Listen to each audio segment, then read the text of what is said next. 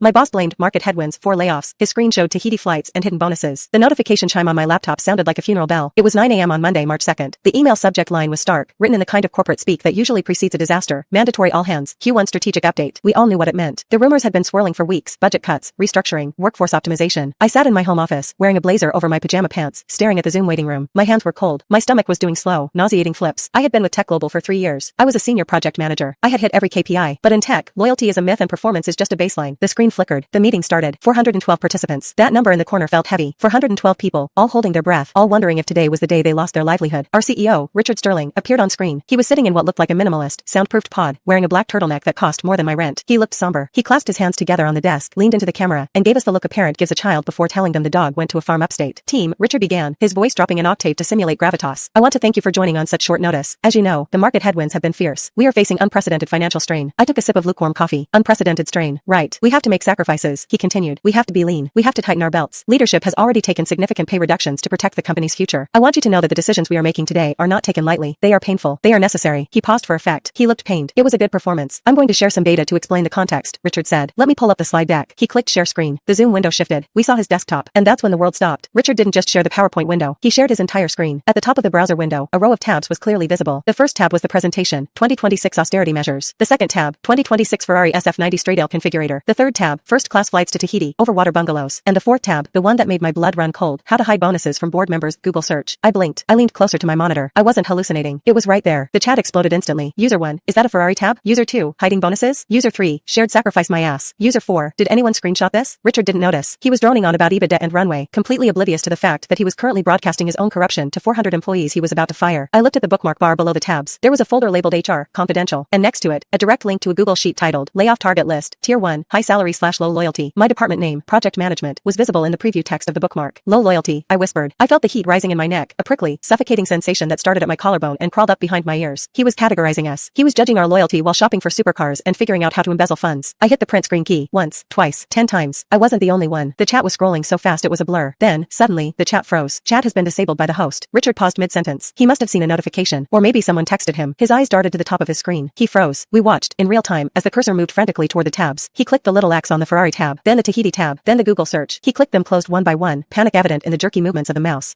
Richard stammered, his smooth corporate voice cracking. Just doing some market research on luxury sector trends. And the bonus thing, that was for a compliance training module I was reviewing. To, show what not to do. He laughed. A nervous, high-pitched, terrifying laugh. What I'm about to attach to this email isn't just a screenshot. It is a smoking gun that will trigger a forensic audit of the entire company. By the time I hit send, Richard won't just be fighting for his job. He's going to be fighting to stay out of prison. But the real twist isn't the car. Kindly follow on-screen instructions for full video.